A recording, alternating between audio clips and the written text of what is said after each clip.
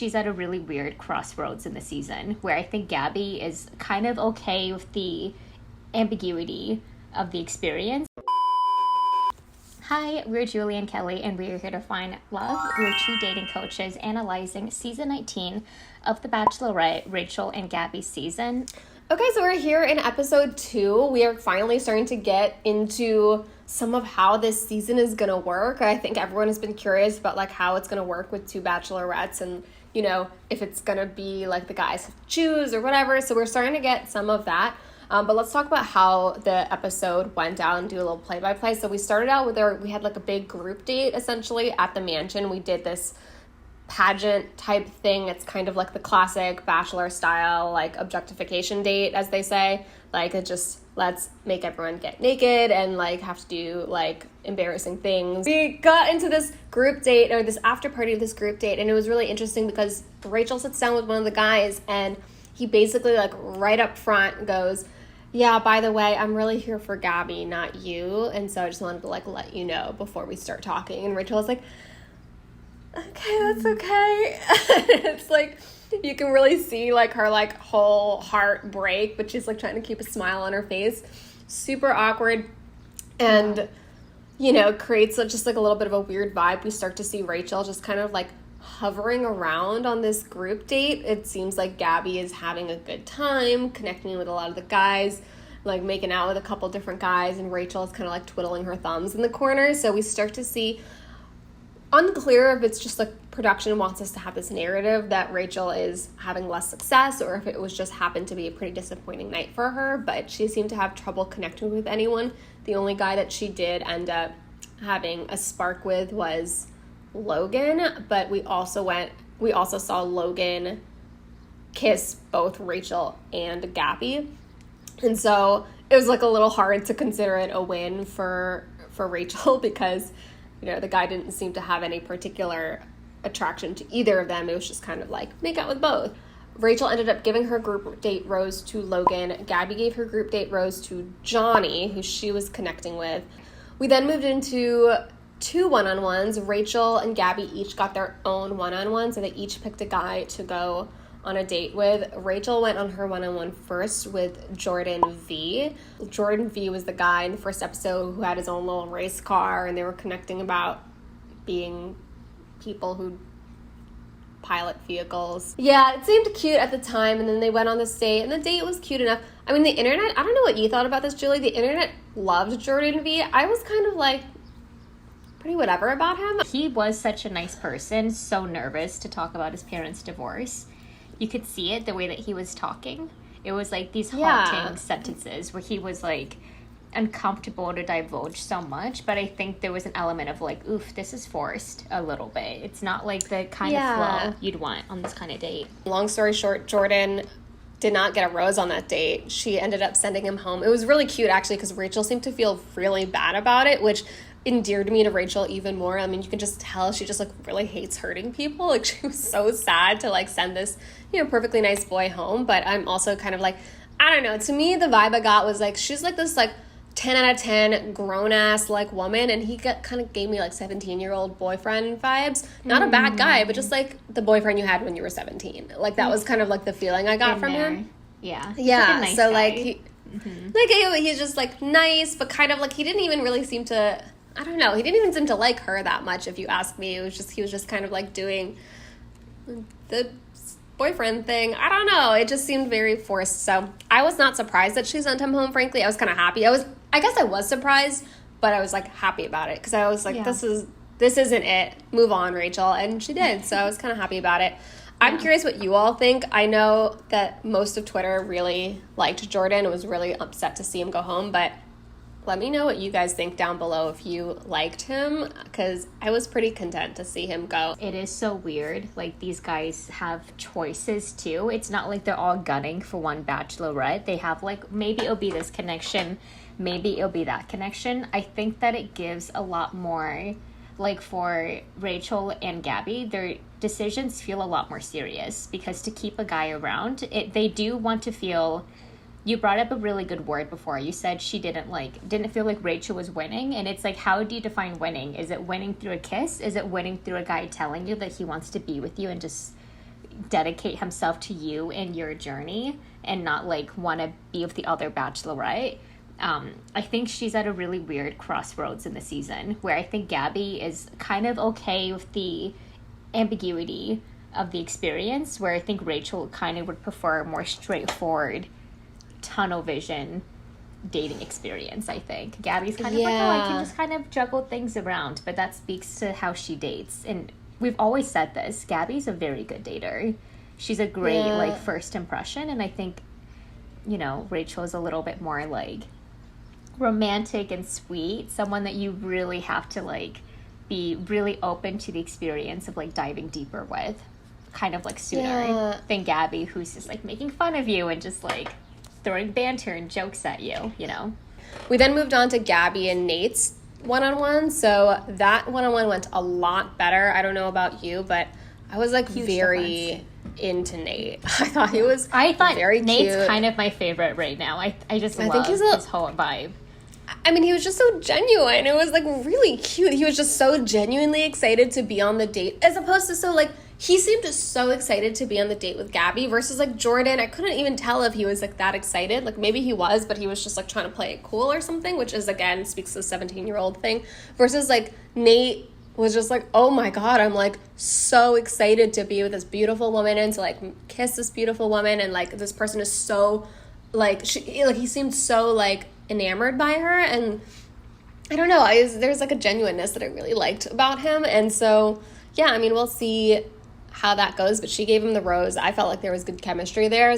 And then the episode ended on the rose ceremony, and this rose ceremony, the basic kind of conflict that was happening in the rose ceremony was this guy Chris, who had just throughout the entire episode been like talking about how I'm the alpha. I'm obviously going to go to the fantasy suites, and here's what I want to happen at the fantasy suites. And if those girls have sex with someone, right? It was like very weird. He was like, if those girls have sex with someone who's not me, I will leave them, and I won't even tell them why. I'm just going to leave because that's a line that I have. And it was just like a very weird take. I couldn't really make heads or tails of like what his deal was. I think he was just so, I almost was wondering if he was just like trying to be dramatic and like overly opinionated just for the sake of like being overly opinionated on television to like get airtime or something, because he was just like being so dramatic. I was like, what is happening? Like, sit down, stop talking. Like, it's too much. Like, everything you're saying is too much. I really distrust men who have to assert how masculine they are, because their idea of masculinity feels toxic. It feels like it minimizes women. It feels like it leaves no space for any other opinion outside of their own. And you kind of got the sense of that when, you know, they asked him, they had the conversation with him, and they were like, oh, this is what we heard. And immediately his tone was so defensive. And the way he made it sound was like, this is so small. I can't believe you're bringing this up to me because this is what happened. You shouldn't be nervous about like what I said. And I just was so, I've been spoken to like this. I believe many women have by a man. It grinds my gears. When he came back into the house, I think that was a really beautiful demonstration of how much he centers himself constantly, where he's like, oh, the format of the show, I'm going to make it work around my ego and how I would interact in this situation. I'm calling these men over and I'm going to confront them about what happened. It's like, at that point, just go home. That's the bigger thing to do instead of trying to save your face. And then afterwards, it just kind of looked really embarrassing. Like how he spoke to the men, how he spoke to the woman, how he tried to like exit out of the house. I just thought, good riddance. Like, please go home. His whole thing was like, he was basically like, I don't want, first of all, he didn't use the word woman. He used the word female. So, barf. But he was like, if a female that I'm interested in. That's a red flag, by the way. Already people watching this, it's a red flag if a man says females. Like when he's addressing women, just please don't. You can just tell, right, exactly. But he was just like, if a female that I'm interested in has sex with someone else, like, it's over. Which, by the way, is like, it's fine if that's a boundary that you have around sexuality. But, like, it was super weird that he was like, that's a boundary that I have, or an ultimatum that I would want to give, that, by the way, I have no intentions of telling these women. Like, it was like, okay. And what's his face? Nate responded. He was like, that's pretty manipulative for you to have this, like, deal breaker that you won't tell them about and then are going to dump them if they break it. Like, that's a pretty manipulative thing for you to do. And he kind of didn't even really know how to answer that, which, again, to me, just, like, it just felt like this was a guy who had this, like, really strong opinion that was completely not thought out, and, like, just, you know, just dude being duty for no reason. Like, dude wanting to, like, flex his masculinity, and it's like, you're just embarrassing yourself, man. Just gotta stop. Just gotta shut it. Just take the L, leave. Like, right. But I do think the way the Bachelorettes handled it was really good. And I think it was a really good example of how their friendship is really solidifying this season. Like, how Gabby was able to take a back seat to, like, the whole Logan situation. The way that they both, like, Rachel kind of pulled Gabby, and she was like, hey, there is a person that's disrespecting us and talking about fantasy suites. Right. Knowing how much we went through last season, we have to confront this person. I love how they showed such a united front, and then at the end, like, after they sent him home, they were like, you did such a good job. She was like, you did a good job. I know, they were so cute. It was so, it just felt so representative of what it's like for, like, a really good, beautiful friendship between two women that just really love and respect and uplift each other. Because they were just like, you handled that so well. And she was like, I was sweating. And I felt a little bit. They were so cute. They were great. So I'm just like, okay, I think so they're going to handle this whole production shenanigans just fine. They sent Chris home, and then they had the rose ceremony. The way the rose ceremony worked in this episode was they were giving out roses that were supposed to be from the both of them. So they made that very clear at the beginning of the rose ceremony that they were alternating who was giving the rose out, but they were making it clear that each rose was from both women.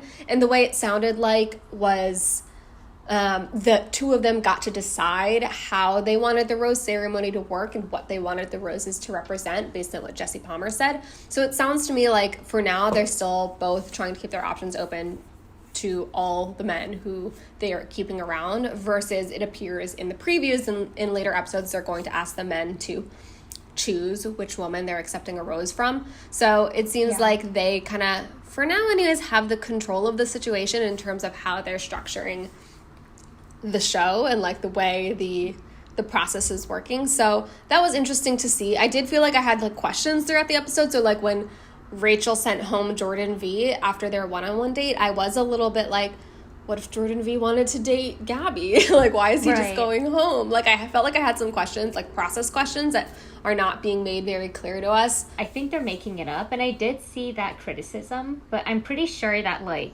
it was clarified at some point that Jordan V had chosen that he just wanted to get to know Rachel. So then Rachel felt like she had the liberty to be like, well, if he's just here for me and I'm not feeling a vibe, I'm just going to send him home, because there's no... Because then it does kind of feel weird to be like, I'm just going to keep him around in case he has a connection for Gabby. Yeah. And I think that's a way that, like, she establishes ownership of her season of, like, I know I don't have a connection. I'm just going to... Yeah, I'm not even going to pretend there's anything. Yeah. I think that makes sense. I mean, what we are seeing now is that we're getting a sense of how this season is going to work with the two bachelorettes and what the potential issues are going to look like. I mean, I think the big thing is, like, one, understanding, like, what the rules are. Like, it seems like there are no rules, and they're kind of making it up as they go. The producers are kind of letting Rachel and Gabby decide how, for the most part, make decisions about how they want to distribute roses and things like that, and what they want the roses to mean. So they're kind of letting Rachel and Gabby make decisions about that kind of thing. But at the end of the day, they also have, like, a set number of guys that they have to eliminate every week still. And they still, some kind of de facto rules, such as if you don't get a rose on the one-on-one date, you go home. Like, some of those rules seem to be still in place from a normal season. So yeah, I guess we'll see how it continues to shake out. One thing that I was starting to notice in this episode is we start to see, like, a lot of the guys discussing while they're back at the house while other people are out on dates. We see a lot of men starting to discuss, like, how they're approaching the two Bachelorette season. Like, are they picking sides or are they keeping their options open? And we see, like, some guys are doing this thing where they're like, no, yeah, I'm not gonna pick one. I want to, see who my connection is strongest with. I'm gonna like talk to both of them. Like some guys are being pretty open about that, such as like Mario, right? Mario got Gabby's first impression rose, but he went on to kiss Rachel at the rose ceremony, which is interesting. And it's funny because even when I was watching it, and Rachel even says this in the moment interviews, I was like, ooh, there is something about it that feels like a little bit like, he's Gabby's, why is he doing that? But then at the same time, it's like, but that isn't true. He isn't Gabby's, right? It is okay for him to do this, and yet you still this is like the problem with this structure is you still get this slightly like icky feeling like, oh, he shouldn't be doing that. He shouldn't be kissing Rachel. You see like Gabby kind of look over and see the two of them kissing, and it's like, is Gabby jealous? Is Gabby upset? We don't know. And so we start to get like all of these like weird things happening. But then the other side of it is also not good, right? We see like the guys who are being really upfront about which girl they're trying to date. Like the guy who sat Rachel down and was like, oh, by the way, I'm not interested in you. I'm only trying to date Gabby. Like that also like made things really awkward and difficult for Rachel. So it's weird. It's kind of like neither method, picking a lane or like keeping your options open. It feels like neither method is very good for the girls, or like both methods are like hurting. It's like, I don't know how the girls, like you brought up the word winning. It's like in every, no matter what the guys do, it seems like the girls are kind of getting hurt in the process. So I think that's one of the problems with this season structure. It's kind of like, there's just so much potential for hurt and awkwardness and like insecurity, and I feel like we're starting to see that come up. Right. I think they're both definitely getting the short end of the stick. And Mario getting chosen last, I think, was an indication of them being like, if a guy isn't going to be able to, because it's okay to explore two options, but when you have, it's two options that also happen to be really good friends with each other and are respectful of each other. So to them, they might see it as a detriment of a guy not being able to like really figure out who you like, because this is my personal opinion. You do know after a few dates with someone if you like someone or not. And to pretend that you're still open to other people, especially in the format of the show, you do start to get into really sticky territory. So at this point, like, I think Mario has an idea, but it's also a game show, and he's hedging his bets of like, maybe it's Rachel, maybe it's Gabby. Who likes me more? Whoever likes me more, maybe I'll pursue that connection. And that kind of leads me to like another theory of, we're not going to really know who these men are, because they're not going to be talking about it so openly of the other guys in the house. They might be showing a different face to the woman that they're dating, the Bachelorettes. So I think that it's just so confusing, and there's going to be a lot more situations of guys coming out of the woodwork where they say something that, in this situation where things are so delicate, they'll kind of be villainized right away and kind of be like shown to the door, or just be seen in a different way in the house. I see that happening a lot this season, actually. I think that's true. I think it's kind of like both approaches seem to be rubbing the girls the wrong way. It's like, if you are only here for one person, it kind of rubs them the wrong way. But if you're keeping your options open, it rubs them the wrong way, which to me makes sense. I understand why both things are like can be like feel hurtful to the girls, and yet it does make it tricky for the guys, because it's like hard to know, like, should I pick a team? Should I be Team Gabby or Team Rachel, or should I try to connect with both of them? It's like very hard to tell what's the right approach. But you're right. I agree that the truth is, after a couple of dates, you should be able to know, if you have a vibe with someone, or if there is something, if there's like potential there, right? You tend to know after a couple of dates. That's not true for everyone. I will say that some people, like, it takes a little bit longer to suss out if there's attraction, but I would say you shouldn't go on the show if that's the case. It's not like regular dating where you can totally take your time. On this show, you kind of are forced to be like, I really commit to you, and if there are two bachelorettes, that is the strongest, like, people want to feel chosen.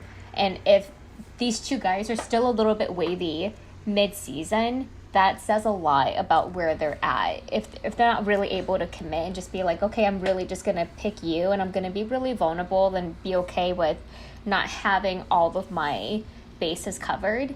I'm Yeah. really just gonna throw everything into you. I think that's a lot more attractive and what the woman might be looking for versus these guys that are like, I don't know, maybe her, maybe this, I don't know. Like, that's, yeah, it's not gonna play well.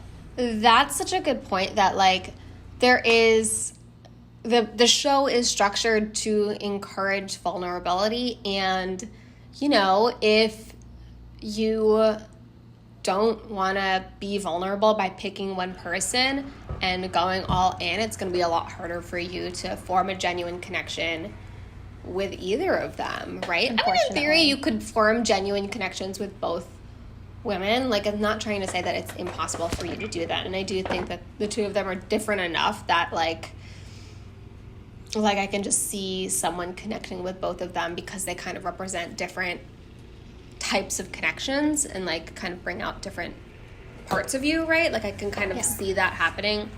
Like, I feel like that would be my experience with Gabby and Rachel. Like, I feel like if I was dating both of them, like, Rachel is, like, this, like, beautiful angel child that you want to protect and, like, swoop off her feet, and Gabby is, like, the girl that you want to, like, kick it with and, like, have fun and, like, you know, joke around with and, like, you know what I mean? So it's like they kind of represent such different things. So I can see you forming a bond with both of them, but I think the big thing is, to your point, it's like if you want either of them, you're gonna have to pick one of them because they're not gonna, at the end of the day, be okay with you continuing to nurture a deep connection with both of them. Like, you're gonna lose both if you don't pick one. So this really nicely brings me to my next point. I think one of my main observations about this episode, or the main thing that I was observing while watching episode 2, was how this is all affecting Rachel. I thought Rachel, I mean, we see Rachel's insecurities really starting to come out in this episode, and I was confused. I mean, I get it, but I was also confused watching it because Rachel is someone who, you know, from the time of Clayton's season, like, it's very clear that she is just knockout gorgeous. She's like 10 out of 10 beautiful and, like, has this, like, wonderful personality that is so pleasant and, like, you know, fun and cute and sexy and sensual. She has this wonderful personality that's very desirable. Like, she's clearly the type of woman who lots of guys would love to be with. And so, frankly, I was like, watching her was curious for me. I was like, wow, it's so fascinating to see, like, such a 10 out of 10 woman have all of these insecurities, like, coming out just from watching, you know, Gabby, you know, connect with all these other guys, right? And it made me wonder, like, where is this coming from? And, you know, one thing that I had been thinking about when these two were cast, I had been thinking about the fact that, you know, for Rachel, I think sometimes, this is a theory. I'm curious what people think about this theory, but I feel like sometimes when a woman is so attractive in this very, like, conventional way, as opposed to, like, men who will then start getting treated, like, very well by everyone, like a very attractive man, like we talked about this in our last episode, right? Like, a very, very attractive man, like, everyone gives him the benefit of the doubt, everyone's trying to talk to him. But I feel like a very, very conventionally attractive woman, sometimes that can almost get turned against her, right? Like, in a way where, like, she's so attractive that, like, some men might find her less approachable, like, some guys might find her harder to talk to because, I don't know, they're nervous or they have some preconceived notions of what she's like because she's so, like, blonde bombshell, right? Versus, like, in some ways, like, even though Gabby is also a bombshell, Gabby is, like, in many ways much more approachable because she seems, I don't know, more down to earth in some way. I think that, like, that level of attractiveness and poise maybe can be not intimidating, but just, you know, some people might instinctively just think, like, oh, that's not for me. Like, she's not going to be interested in me. It's going to be hard to get a girl like that. And I'm like, that can just naturally just make people less likely to approach her. And maybe having that experience or having people kind of, like, treat you in that way, or you've kind of crossed this threshold of attractiveness wherein you're so attractive that people don't talk to you or like don't approach you or don't like validate you because they think that you already are validated so much, so they like don't bother validating you anymore, right? Like you've crossed this threshold to the point where it's like, okay, now actually you get so little validation that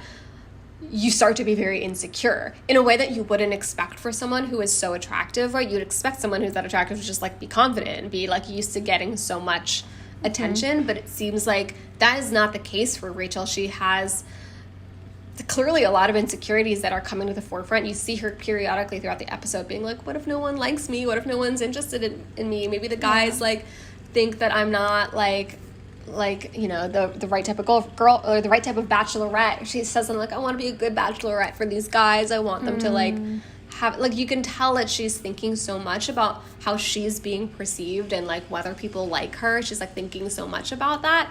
And I just, my theory is that maybe she's just in that like level of attractiveness that like you're just not getting actually as much attention as you would think an attractive woman like that gets. I have a different theory to it, and I think it's because I know what you're saying. Pretty privilege is definitely a thing. And I think Rachel is so obviously pretty and so feminine that it kind of summons a very specific reaction to her versus Gabby, who feels so like sturdy in a down-to-earth way. Like Gabby just kind of feels like if you say something to her that's insulting, she'll be able to throw it right back at you. I'm not like that. I'm not a Gabby. I'm a Rachel. Like if someone says something mean to me, I will collapse just a and total cry. pansy. I will just melt into a puddle and disappear and down the sewer. Yeah. Like I can't handle this. But I think of Gabby. I think of Rachel, that makes her insecurities come to the forefront so much is because the show format is such a continuation of her trauma from Clayton's season. It's the whole thing of being chosen. She was the one that wanted to be, she was so choosing him that, do you remember when like Gabby broke up with him and then Susie left and she was like, I don't want him if no one else wants him. I want him because he wants me. And that was the tension of her entire season. And then for him, it was a slap in the face to like fight for Gabby back, break up with the both of them in the same room, and then run after Susie. That I do think it made Rachel feel more insecure. I think Gabby was heartbroken, but I don't think she was as heartbroken as Rachel, who's ready to get engaged to the man. So now she's like, that's a good point. Right, now it's me. Now it's the same person that this person was choosing between. Oh my gosh, all of these guys are choosing her. Why aren't they choosing me? Why didn't Clayton choose me? And then it all just becomes this like spiraling. It's building. Exactly. That's my theory. Really. The other thing that was interesting about Rachel's kind of character development, I guess, in this episode was she brought up this interesting thing when the whole Chris drama was happening about the fantasy suites, and him like talking about the fantasy suites so early in the journey. The thing that Rachel was saying in her in the moment interviews was interesting. She was bringing up this idea of like, I already dealt with that last season where people kind of, I was worried that people thought that I was just like the type of girl who guys bring to the fantasy suites and then dump, right? And like, you know, I'm worried about being sexualized. So she said this thing about like this concern essentially that guys just want to sleep with her but don't want to date her, which to me, like, I guess like supports this theory that I have that like maybe she has historically dealt with this idea of like just guys just kind of seeing her as this like very attractive person who it's either you don't want to talk to her because you're nervous to talk to her, or like the guys who talk to her are like the guys who just want to have sex with her and like don't want to date her, that kind of thing. And so it seems like maybe that's something that she has dealt with, this feeling of like maybe being seen as desirable physically or sexually, but not feeling like she's not getting a lot of like actual like romantic attention. So, you know, that was another thing that I was observing from her. And I see this all the time. And like, I just want to say, like, I'm not trying to psychoanalyze Rachel in particular. I mean, I think this is just a thing that I observe from the women that I work with and interact with, that this can be an issue that, you know, a lot of women deal with, especially if they are kind of perceived as being this very conventionally attractive person. I think this can just be, you know, it's odd. You would just expect someone who is so attractive to have confidence, but sometimes the way that people interact with you when you are that attractive can, in a weird way, make you feel less worthy. It's like the type of attention that you get is not the type of attention that makes you feel wanted. It's just the type of, you know what I mean, or lovable. Some of the Asian American women that I've worked with, and I also have experience with this as well, it's like one thing to be wanted by someone, it's another thing to be wanted for this thing that you represent and someone that you're, you know, like I think Rachel, despite her beauty, she is a complex person and she has like these interests, and she's kind of like surprisingly also this adrenaline junkie because of her career. And like I just thought it was so funny, like her intro Bachelorette thing, she like flew to like the mansion. Like she just has this very independent, adventurous spirit to her. But when you're objectified in that way, you're so abstracted into a concept or placed into a pedestal that just doesn't feel relatable. And I think a lot of women, beautiful women that represent some type of like weird fantasy, they kind of get put in that trap. Tell us what you're seeing. Do you see any front runners on her side? Do you think that her beauty is getting in the way of how these men are perceiving her? Let us know in the comments down below. We'd be really interested to hear your take. So if you watched up until this point in the video, thank you. Like, if you're not subscribed, make sure you subscribe because we have these types of conversations every week about every episode of The Bachelorette and all of the Bachelor shows. So hit that subscribe button so you can keep tabs on our observations and thoughts about this season of The Bachelorette. And